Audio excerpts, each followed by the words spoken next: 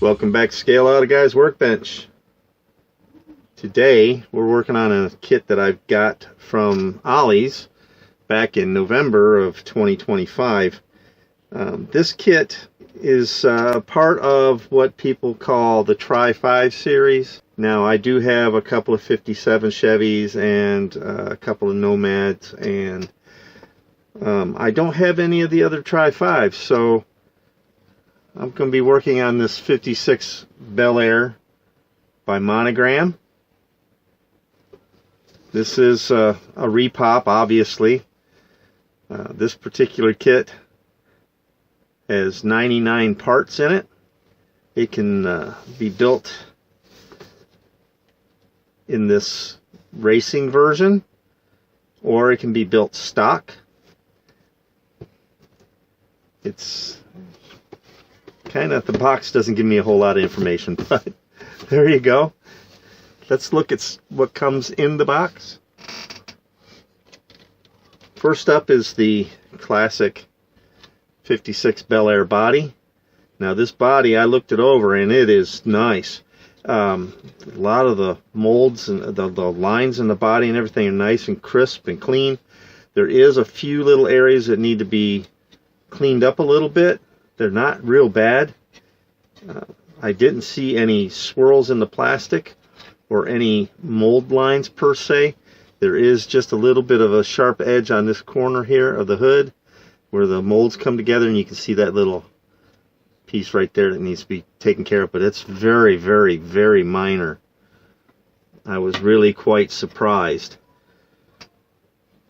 Next up is your interior tub. It's got the back seat molded in. It does have kind of a carpet kind of a texture.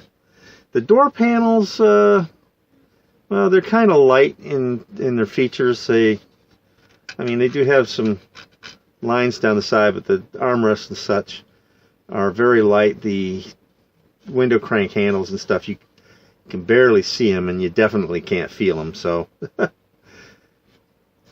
attached to this tree, of course, is the hood. Now this does have the area here so you can cut it out for doing that hood scoop in the box art there. Next up is the chassis. Now one thing I've always been confused with these type of kits, they give you a race version, I guess you could say, but then they go ahead and mold in the exhaust system. That has always kind of confused me. If you had this car in your garage, let's say, and you're going to build a race version of it with headers, you wouldn't necessarily have full exhaust system on it. Generally, in those situations, you have your headers and you header mufflers, and that's it. It's usually not pipes all the way out the back. So I don't know in these versions. I realize this is a repop, and they have it's been issued in several different forms, and they're not going to fix that because of this. But it would be nice if they did it with separate exhaust system, so that if you wanted to build that, it would look a little bit more authentic if it didn't have the exhaust system molded in. Of course, you can grind it out. It would be, you'd have to fill the areas in where the muffler sat. The rest of the pipes, well, from here forward, they're molded in. You'd have to fill them, but from here back, you could grind them out. But that's tedious work, and you'd have to be careful around the little, body supports and stuff like that. It makes for a lot more work. It can be done, but it's just a little bit more difficult. It'd be nice if it was just plain to begin with. But it is what it is. We'll take it as it is. So there you go. Now on this, because it is the classic cruiser edition and you can build it as a quasi race car, they do give you bucket seats.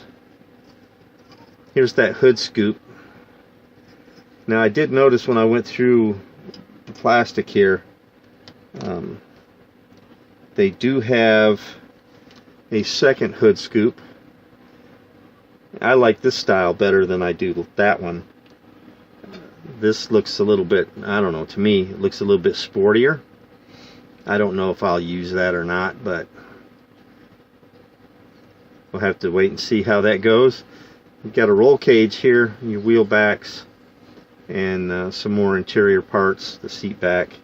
So that gives you a optional, you know, the bucket seats or a bench seat for the front. So it's nice that they give you that option. Here's the bench seat. And like I said, they give you headers and the stock pipes. I guess you could feed the headers into the stock pipes on the chassis. I don't know. I'm not sure what version I'm going to build of this. On this tree here, you got your engine block. And this looks familiar, but I forget what they call it. I know it's an air cleaner, but for what version of engine that they used it on, I don't remember what it was called. I'll probably have to look that up, but that's kind of reminiscent of an air cleaner you'd see on a Corvette, possibly. It does give you a dual carburetor intake manifold. So that's it for the white styrene. That's not a whole lot there. Here's your one-piece windshield and rear window setup and your two headlights. And as usual, I do not take them out of the plastic until I'm ready. I've had problems in the past where it's gotten scratched up, so I leave it in the bag. This is the only set of tires that they give you. They're kind of a, I don't know, it's kind of a radial tread, but they're a non-branded stock solid vinyl tire. And yeah, this would have looked better with a pair of slicks on the back end of it. I've got a set around here, but I don't think they're big enough to fit. They came on a smaller car. Whatever. Okay, here's your chrome tree. Now they do give you two sets of wheels. They give you these turbine kind of wheels, and then they give you the stock hubcaps.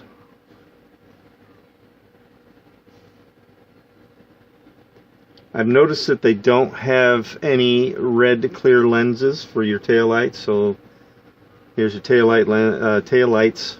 You'll have to paint in the lenses yourself. That shouldn't be too bad. It's just the little bump there that needs to be painted. A racing shift versus a stock shift. I didn't see a stock shifter anywhere. It does come with a CB radio antenna, but I did not see a CB radio in the white styrene. So again, another version of this kit from the past. Dual carburetors and the velocity stacks that go with them. It does come with a blower option as well. You can put a blower on there.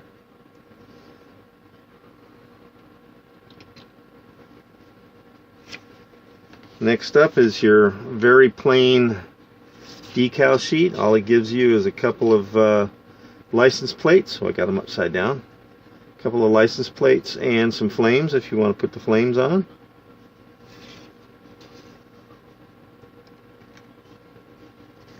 And last but not least, certainly not least, is the assembly instructions. This is kind of a thick booklet, so several pages here.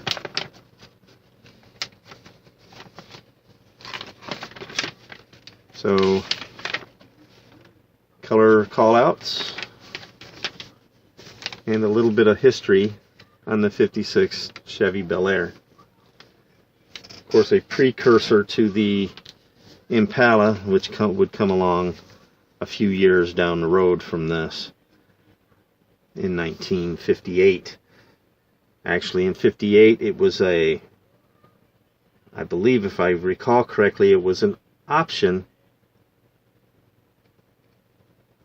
to the Bel Air, and then the Impala became its own vehicle in '59. I could be incorrect on that, but if I recall correctly from what I read not too long ago, that's how it went. Okay, well, there's not a whole lot of cleanup that has to be done on this. Maybe 10 minutes worth of work. I didn't see hardly any flash on this. There was a little bit around that steering wheel I noticed on that one tree, but as far as the body goes, that thing is really clean, and I can't imagine spending more than about 10 minutes on that, just cleaning up a few little things. Engine halves, we've got to put those together.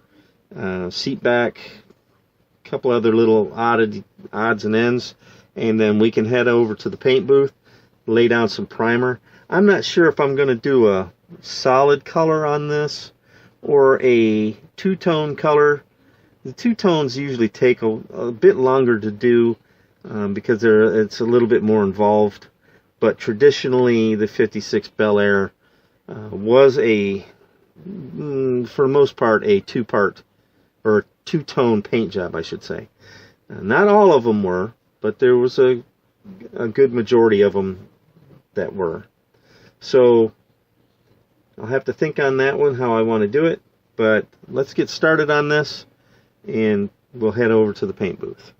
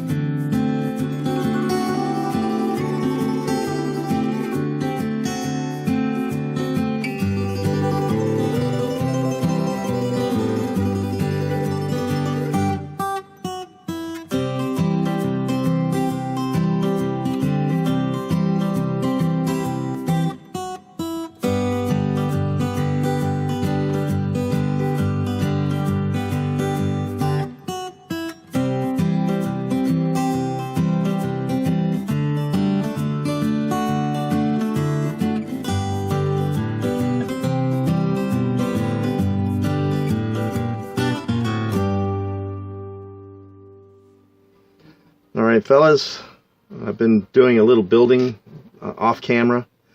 I've got the engine all set to go. I decided to go with the headers with the stock engine because, you know, why not? So the engine's complete.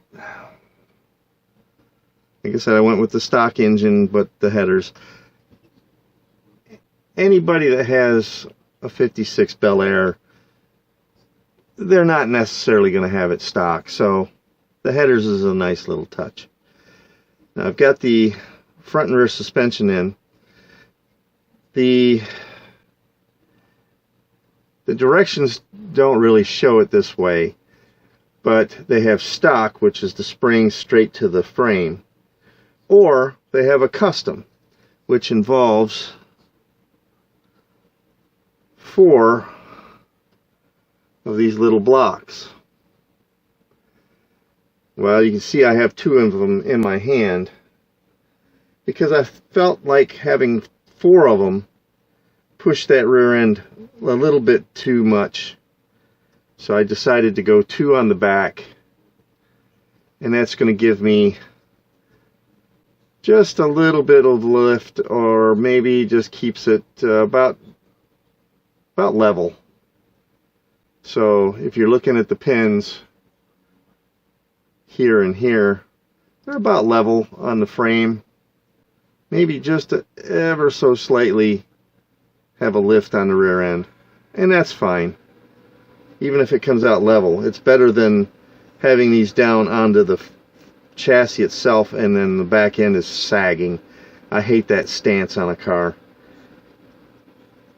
So we're at the step now where we're ready to put the engine in. Sorry, I kind of got a little ahead on that. And you see the orange on the bottom of this. I was doing some research on Google and came across a 56 Bel Air that only had 371 miles on it, and it had the orange on the bottom with the frame painted black. So I decided, well, you know, I've seen others that the whole bottom was black. I just decided to go with the orange because I can. So we're ready to put the engine in, and I want to do that now because the headers are still able to be positioned, because they have to align with the exhaust pipes here, and if I wait too much longer, they're not going to be able to be positioned. So tabs on the side of the transmission case here and over here, they go on these 2 tabs that are back here, and then you get the little button on the bottom of the oil pan.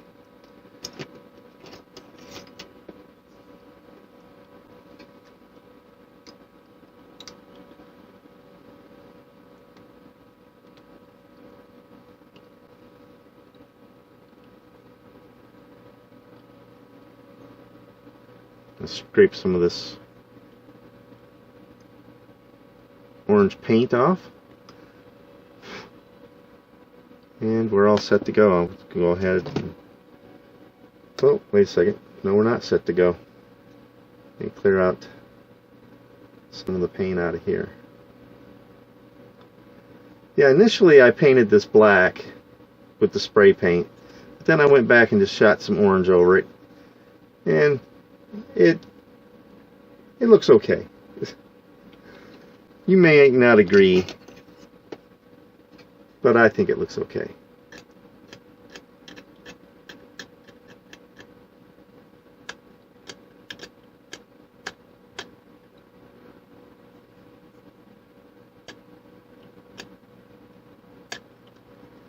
Okay. Now clean this tube of glue, the tip off of it. And this one's about empty. Alright.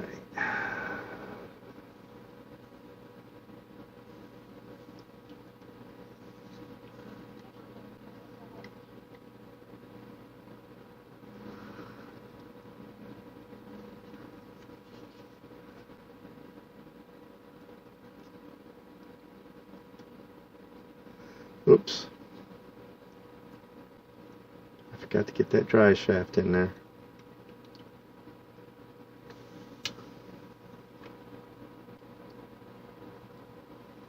Hold on a second.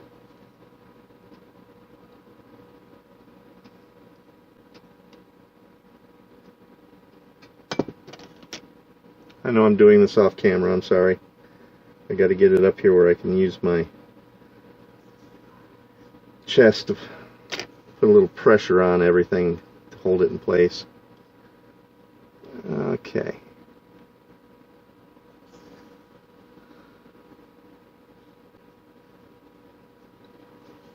There we go.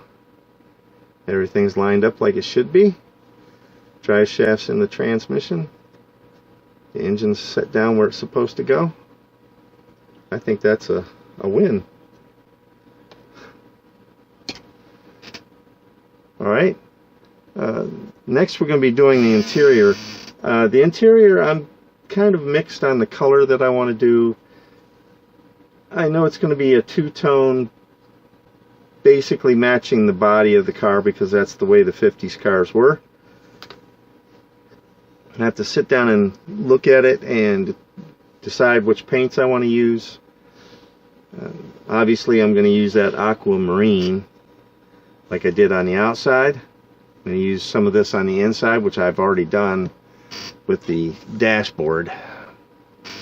Already got the dash done. I'm going to put some bare metal foil down in the center of this, and that'll complete the look. So the dash is almost done. Okay, let me let this glue cure on this chassis. We'll get my paint set up and we'll be right back. Alright fellas, I've got the interior painted up. I put a coat of future floor polish on that and I'm waiting for that to cure. I like to put that on there because it helps with dust. It helps protect the paint from dust, and it also, with the craft paints, they're easy to scratch. So not that anything's going to get in there and scratch it, but yeah. So nothing is glued in, it's just kind of setting in here. What I did is the dash and the top of the door rails, I did those in the same color scheme as the body, including the top of the seats. This is all that metallic white, which when you put this down over gray primer, well, you get silver.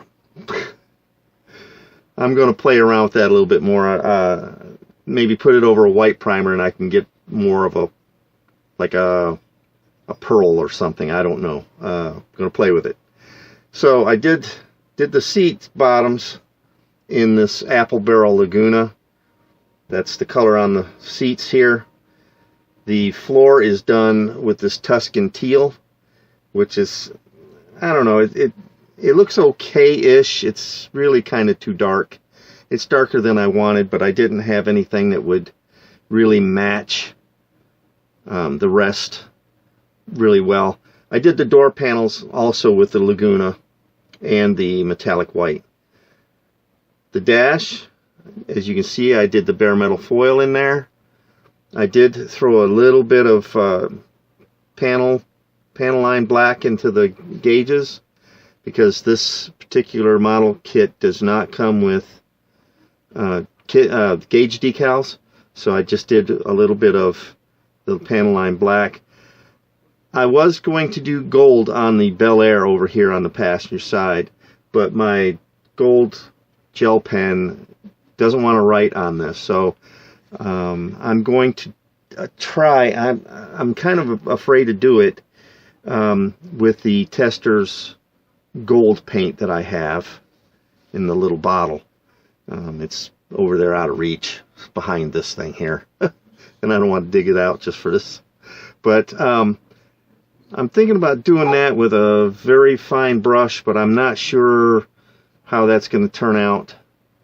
I don't want to ruin it because it took me a while to get that foil down in there just right. Get it all around the little bends and curves and such. So that's the interior. Let's I'm going to set that aside, let that cure. I think the next step is wheels and tires. So let's get on with that. If that is the next step, I'm not 100% certain. But so whatever the next step is, that's where we're going to go. I'll see you in a little bit.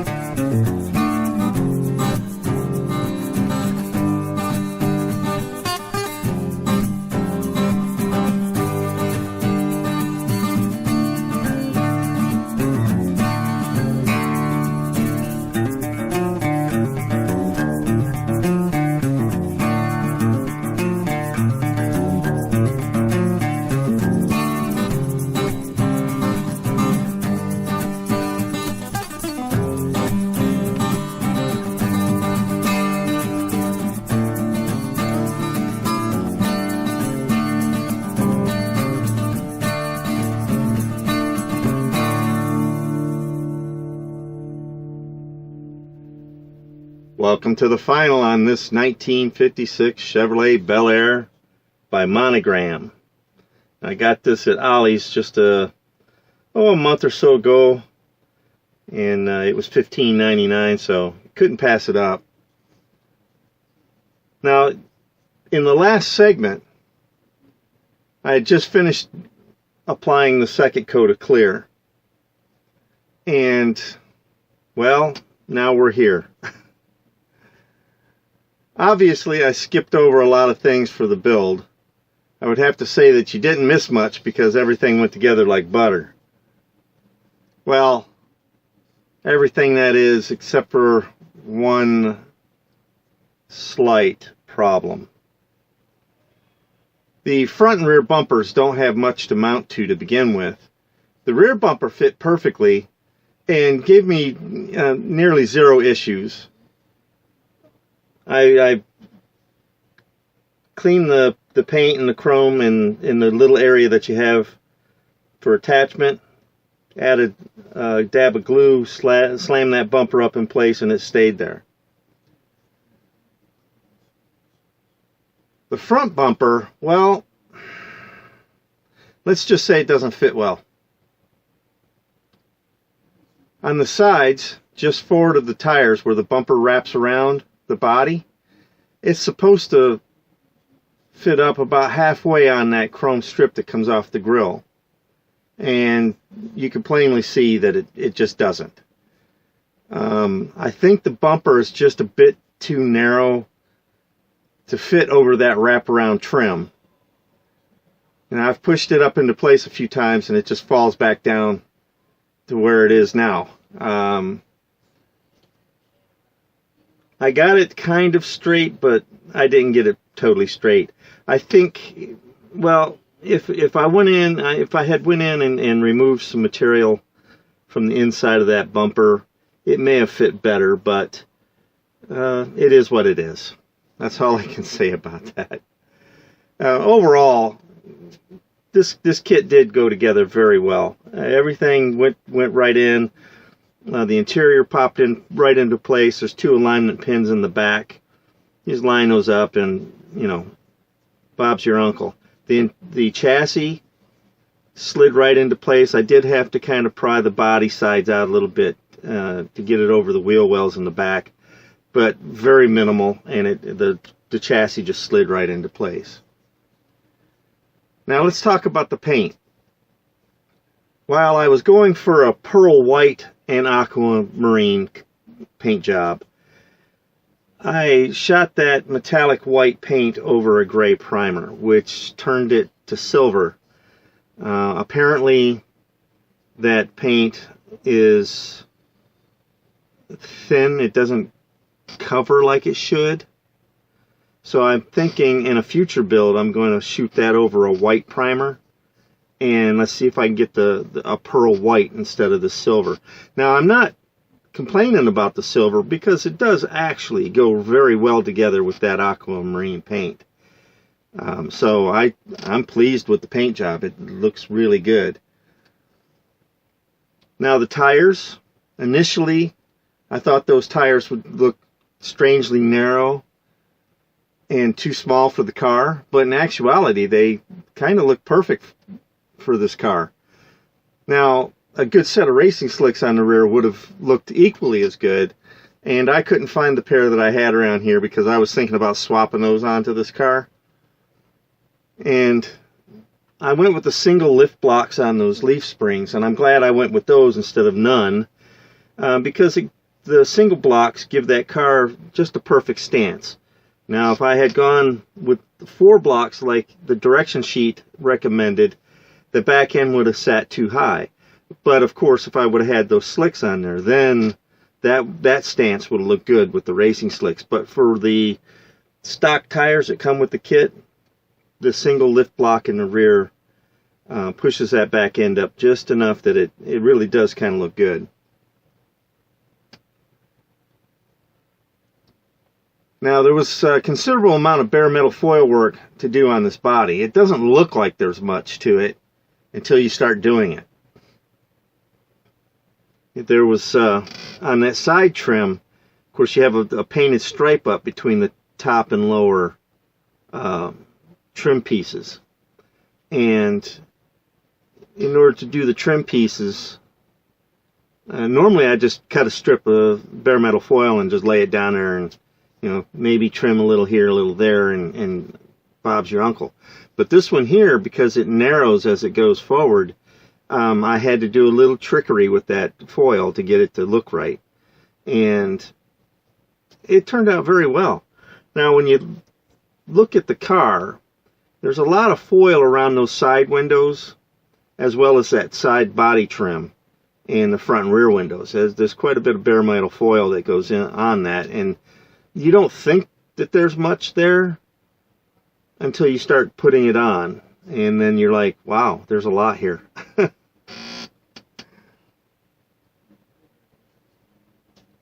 So if you were to ask me if I would recommend this kit, yeah, I would definitely recommend this kit, especially if you don't already have a 56 Bel Air in your collection. I hope you enjoyed the build of this 56 Bel Air. If you did, go ahead and click that thumbs up button and the share button.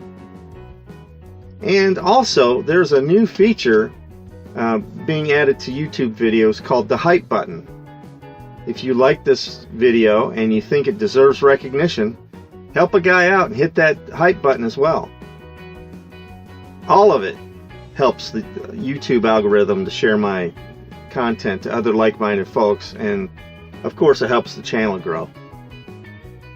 If you have any questions or comments, of course, write those in the comment section below, and I'll be happy to respond as soon as possible. Be sure to follow me on Facebook, or you can drop me a line at scaleoutaguy@gmail.com.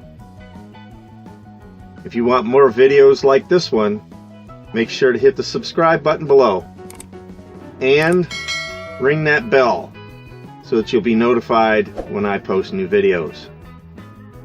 Thanks for watching Scale Out a Guy's Workbench, and I'll see you on the next build.